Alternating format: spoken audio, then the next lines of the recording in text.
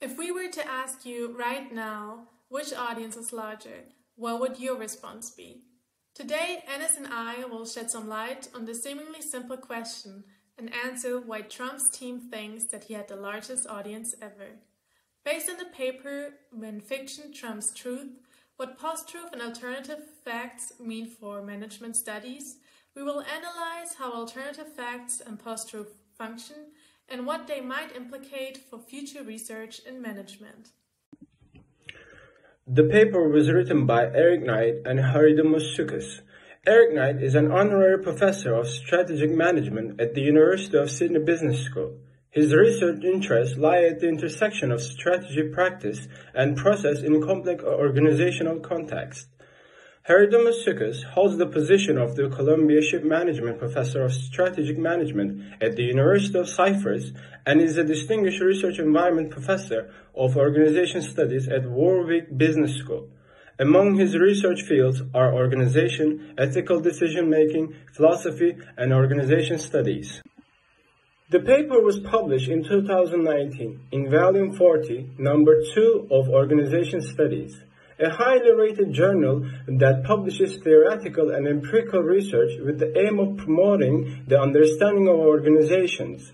This journal has a VHP factor of A and an impact factor of 3.941, both of which are considered to be of a good ranking.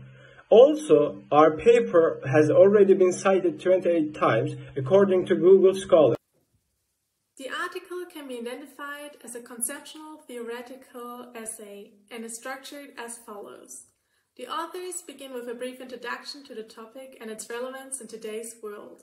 By defining the terms post-truth in the context of speech acts, they aim to capture the use of language as a tool for creating reality.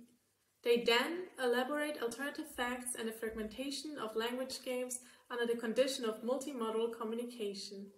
Next, they discuss how the use of different channels can further influence meaning-making, following with the implications that social media-powered post-truth implies for management research, and concluding the paper with a brief recapitulation. The author's goal is to open up previously unexplored areas of research on alternative facts and post-truth, and to suggest future research topics by providing an in-depth analysis of how they work. As such, they argue that management scholars should investigate how managers guide strategic action and communication, and how the creation of alternative realities is achieved under conditions of information overload and multimodal communication.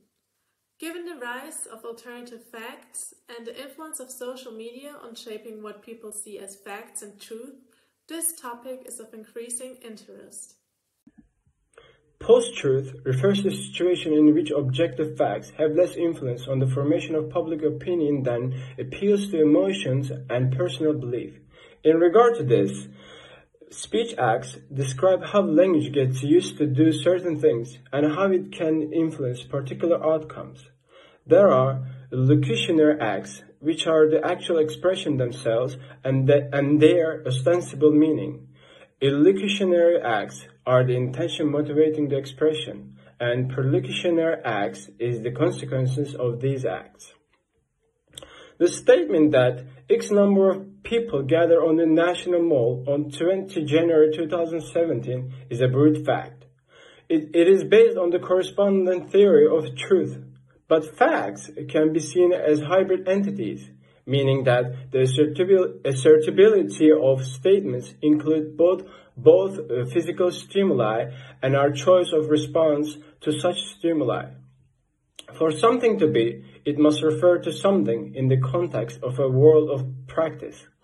So when we agree on propositions, we take those as agreements within a particular language game. Therefore, language is a tool that enables us to modify ourselves and our environment to fit our agenda. In a well-functioning liberal democracy, the opposition often counters the government's claims by pointing out to competing interpretations. So, within the same language game, there can be disagreement about what is more relevant, without necessarily denying the existence of the other properties. Trump's use of the term alternative facts, however, is about delegitimizing the current language game and shifting to another, which his facts have greater meaning for his audience. The seemingly innocent question, how many people saw the inauguration ceremony, presumes an antecedent choice of response.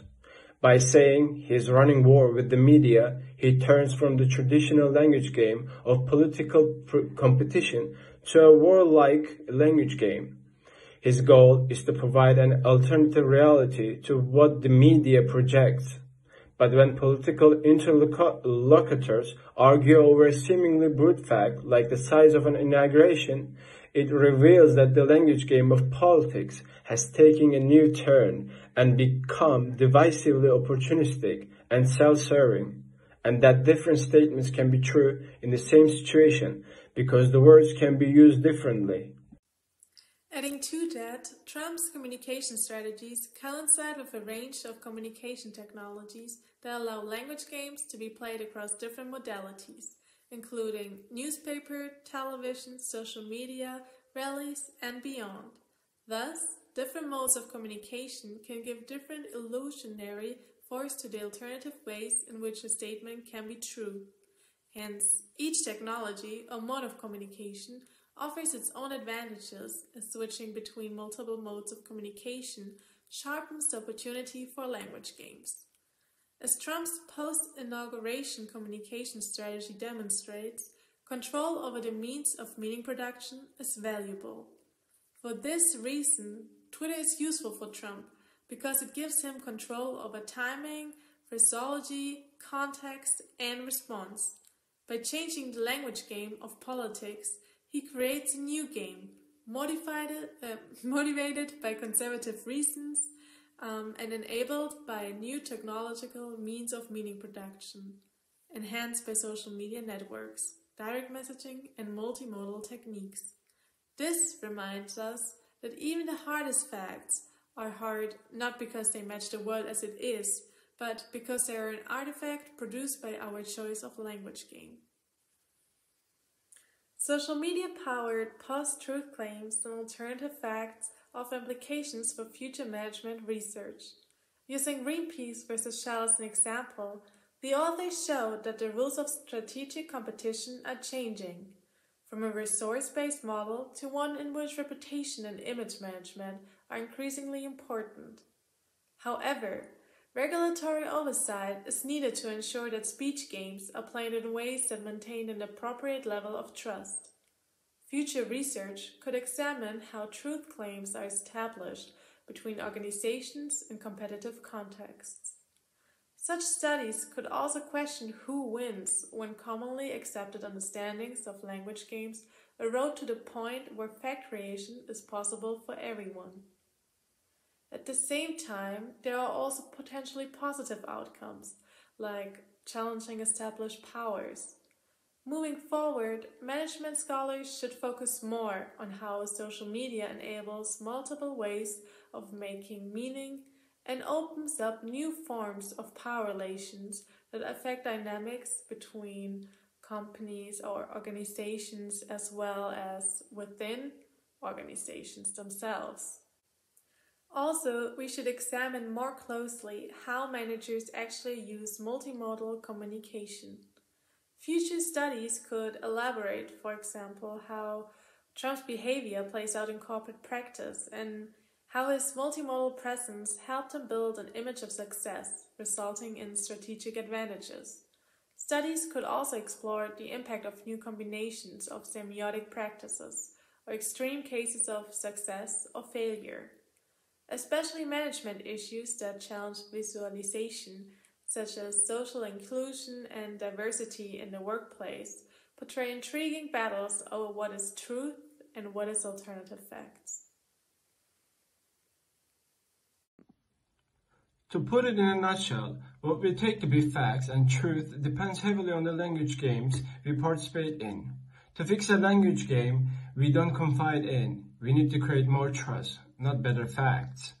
Moreover, because all claims are made within particular communication context, it is important to focus on management scholars' attention on the multimodal communication.